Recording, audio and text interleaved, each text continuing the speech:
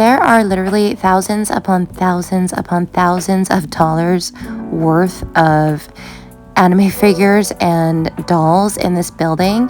If you haven't seen my other video giving a full tour of this building, be sure to go check that out. In this video particularly, we are looking at all of the amazing ball jointed doll displays that are at the Radio Kaikan Building at Akihabara in Tokyo. And a lot of these dolls here are listed actually on the acbjd.com website. I don't know if these exact dolls are there, but a lot of these doll brands are there. I have recognized these brands on their site, like Long Dolls or Ring Dolls or CP Fairyland dolls. And I actually just unboxed my first Fairyland ball jointed doll. Her name is Rondia, and she is an incredible doll, so I highly recommend you go check out that video. If you don't know much about ball jointed dolls, you'll see why she is a great ball jointed doll. And what's also kind of cool is I found out on my trip when I went to the Volks store, they had an advertisement on a flyer saying that the Volks Dollie Dream doll is the best ball jointed doll. So she is in fact a ball jointed doll as explained by the company. She is not just a vinyl doll. Somebody corrected me.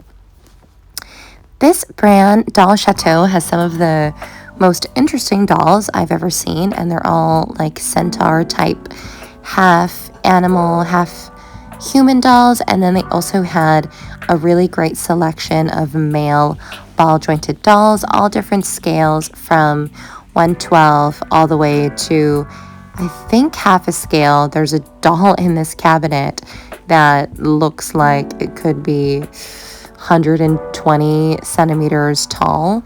And these girls all have really different types of garments. We've got like these little Bo Peep kind of, 18th century type girls, and then there were some traditional Chinese garments that I saw, some maid girls.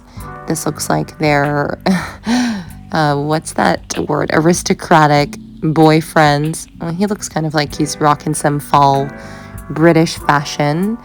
And these are RS dolls, charm dolls, dreaming doll. I actually really want to know the brand of those 3 dolls that look like they were all like little Bo Peep girls. So if you know, please do comment the brand of those dolls below. I didn't get a clear recording of their placards. And there's the really tall doll, which to me, the bigger the doll is not the more beautiful. It kind of gets creepier and creepier the bigger they get. But I do have some 1/3 scale dolls who I love, but I think most people would think they're really creepy. This pale girl I really, really liked. And then there were some other ball jointed branded dolls that I'm pretty sure I've never really looked at. This Asleep edition face up is really cute. I really loved her style and her outfit. And they all kind of have this very innocent, youthful look. And then I just loved the full stock on this gem of doll, Devil Girl. Now in these little baskets are brand new clothes, and each outfit ranged, anywhere from like $40 to even $100, handmade, pretty fancy type outfits that look like a little prince there in the corner. And sorry I didn't film those smaller dolls more, I just didn't really have the time, but I was able to film every single display at the Azone Labelshop Store. So the store that we were at was one store in this 10-floor building in one corner of the mall, and then this is another store in another corner of the mall. It's really easy to find everything in this mall. I thought I was going to have a hard time, and I was a little bit intimidated and worried that I would miss something. And if you don't carve out a good amount of time, or you come later in the day, like when everyone's getting off from school and work, then it's really busy and crazy. So I actually ended up coming back 2 more times, and this time where I'm filming I came earlier in the day, which it was much more tame in terms of traffic. So many anime character girls of animes that I don't recognize, that I've never seen. And each one of these girls that you see here are all from the Azone label brand and have articulation in their joints, although their faces and the like structure of their body makes them really look like anime figures versus dolls.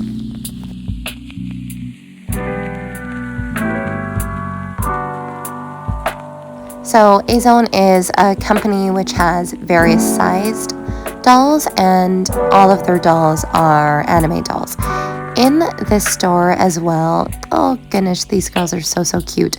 A majority of these girls were actually sold out, and then of the ones that were available, I think they were like $400, like a pretty crazy price, because they're, I guess, like out of print, so to speak.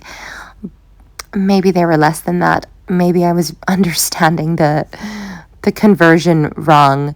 But anyways, in this store, there were so many 1/6 scale doll clothes, and I didn't really bring a ton of storage. I basically brought only my carry-on luggage because I knew that we would be staying at a couple different places in Japan, and I didn't want us to be lugging around a bunch of luggage. So I only ended up buying, I know I didn't buy any dolls, it's crazy, but I ended up buying some clothes for my Pullip dolls. Ooh, I think I really liked her. It's probably why I spent a little bit more time on her. And I didn't know that Azone made these Kiki Pop dolls. I'm not the biggest fan of them, although they're really cute. I'm just not like a huge fan of their face sculpt, but their outfits are really adorable. They're all like super Lolita or kind of like a childish or a pastel decora. Is that kind of what you would call them? Lolita meets decora, or what is the meaning of menhara? Does anybody know? I'll probably end up Googling it later, but comment below if you can tell me what that means. These girls were, I think, near the back of the store. So they had all different scale dolls, all different kinds of like face sculpts. Oh, I remember seeing these dolls on the Pullip Style website, but they didn't seem like they were that big to me. I felt like they were a bit shorter, but I'm actually not too sure. I didn't pay too much for my Azone Nezuko doll, but she is like a 1/8 scale doll, and it looks like there's a variety of scales in this case. I don't think any of these girls were for sale. I think they're like just display models. Some of the clothing they may still have. Oh my goodness, so cute. It's like little Yuri couple in the corner. Oh, the one there, she's quite different in that back left corner. She kind of looks like, oh, what's that brand of doll? I always see these ball jointed dolls on Instagram, and they like have like these pretty spicy looks on their faces, and their like tongue is sticking out and stuff. And they look a lot like the one there in the back left corner. Oh, that one's really cute with the pigtails. Their clothes are actually, I wanted to note, really reasonably priced. So I will show you the clothes that I bought in another video. I'm preparing a video of all the things that I bought in Japan. And looking back at this footage, I realized just how much time and energy they've put into these outfits in these display cases. It actually takes quite a bit of time to get a doll in an outfit, and some of these dolls have like wrist cuffs, chokers, and their hair is really like perfect. You know, there isn't a ton of like little flyaways and stuff, so they're just really put together displays. They had some Blythe dolls, and they also had Obitsu bodies on a side note. So these ones are like the really small dolls, and they even had a huge selection of clothing for these really, really small dolls, but in the store it did say like not to film or photograph the store, but that like there was like a little camera okay sticker on the window displays, on every single window display, and all of the stores in this building will have that as well. Like if you can take pictures, if you can't. Now this is in Dollyteria, and they had some Pullip dolls, but none that I was particularly interested in, and I couldn't really get super good footage of them because they were in that glass case. I didn't want to bug the lady because I knew I wasn't going to buy anything, so there was like 6 or 7 Pullip dolls there, and then there was this big display of Pullip dolls at the AmiAmi store that my son actually found, and they were right beside the Harmonia Bloom dolls, which I was really excited to see in person because I've never seen them in person before. I really liked these little placards that they made for the Pullip dolls. It just made them look so official, and they all looked so cute and pretty in their boxes. I just love Pullip dolls in their boxes. If you're already subscribed here, then you'll know I talk about that a lot, how I love their boxes.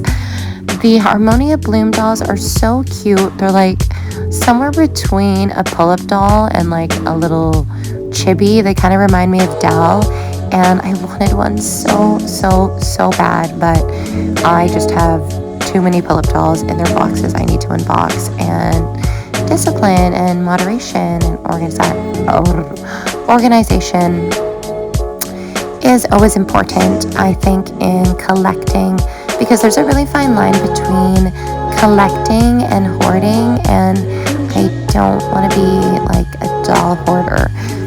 This is Dollyteria in IKEBUKURO. Now, I think there's like 4 Dollyterias I saw on Google. This is not in the Akihabara area, so we did have to take a train to go here.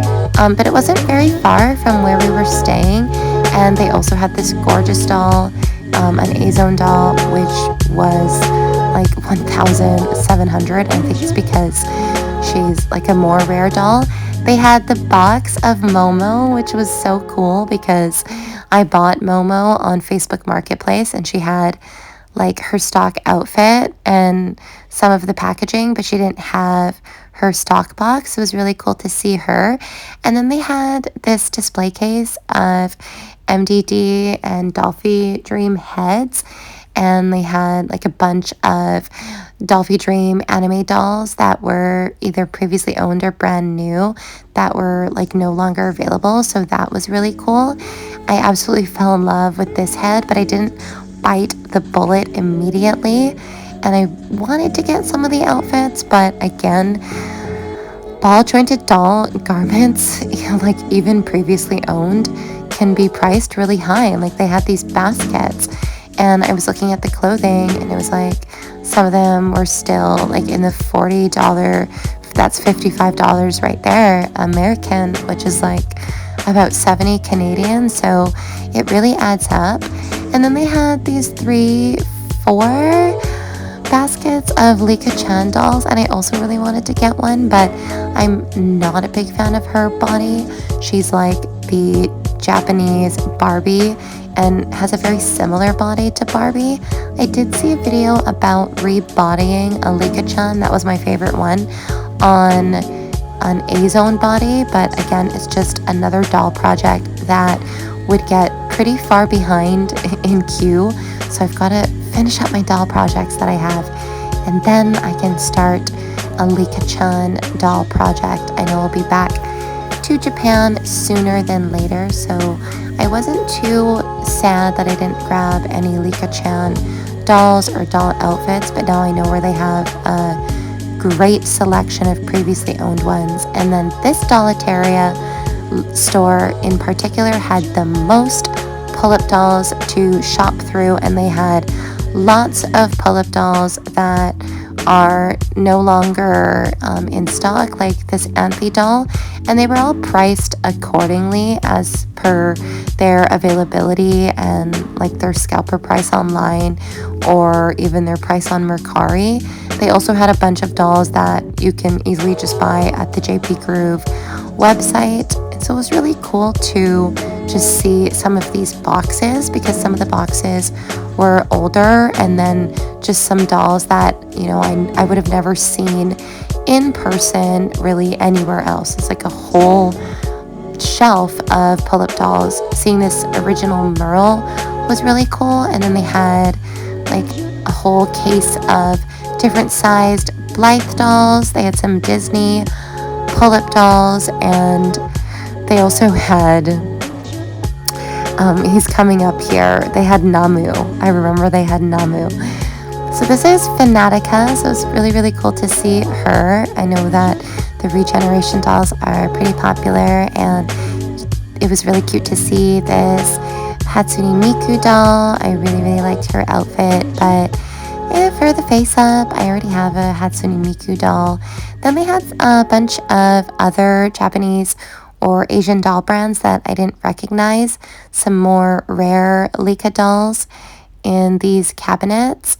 And I think that wasn't a Leica doll, that was somebody else. They had a ton of previously owned dolls here, actually, so that was really cool. And they were very fairly priced, you know, for what they were. I don't really know much about Blythe, so I can't really speak to their price point, but as you can see, they had all of these like mini Blythe dolls for around $4,400, so $30 to $40, which I think is fair. I didn't even know that there was an Edward Scissorhands Taiyang doll, so that was really cool. And then they had like their own shelves, the Taiyang, Isul, and Dao dolls, and then they had these two Namu dolls, which is actually kind of cool. I like how Asian he really looks, but I can see like maybe why he didn't make it. I think Taiyang is definitely a little bit more becoming than him. And as for Buell, I still don't think I'll get on the Buell train. I'm not the biggest fan of her lip sculpt. Then they had those Sugar Cup girls. Oh, that's where I saw the Sugar Cup girls for like $400. Kiki Pop dolls, and then they had these bins of previously owned Pullip dolls, but some of them were like priced very close to the cost of what they would be in box, but they also looked like they were in really good condition. Now, I did come to Dollyteria twice, so this is the second time round, and I came back for her, but then I realized like there was quite a few scuffs on her face, and I was looking at the quality of her stock, and I changed my mind. So I thought I was going to get a doll after all from Japan, like maybe a previously owned doll from these bins. But you know who I was really looking for was Chocolate Ribbon and Yelena. And I thought maybe I would see Yelena in person, like she had maybe already been released, but I think her release date internationally is definitely March, as far as I know. I don't know if dolls get released initially in Korea. I'm actually curious about that. And I'm actually really curious about doll shopping in Korea. I feel like those are some videos I want to look up, and I want to make my way out to Seoul to see what the doll hauling is like out there. She also had, I'm assuming it's a she, but the owner of Dollyteria in Ikebukuro also had a ton of just other things, like the bus for Dolly Dream, and then a bunch of other ball jointed dolls. And the one thing that I went home with was this doll head. I'm so excited. I have like this deep, strong pull and desire to get some mini Dolly Dream dolls, as well as some anime figures alongside my Pullip doll collection. So coming out to Japan was really, really dope to see just all of the collectibles that are out there. And even though Yelena was sold out and I couldn't find her, I got to see so many great dolls at so many shops. So these are just photos of dolls at the Volks Dollie Dream Store. If you haven't seen that video, I already landed it. It's the Volks Dollie Dream Store in Akihabara, and they had a lot of really famous anime character dolls. I think I didn't even put these photos in that video, so it's mostly video footage, but if you have seen that video and you're watching this video, you also got to see the photos that I took as well. If you aren't already subscribed to this channel is mostly about dolls, lots of Pullip dolls, but there is anime, manga reviews. And if you are subscribed, thank you so much for watching, and I'll see you in the next one.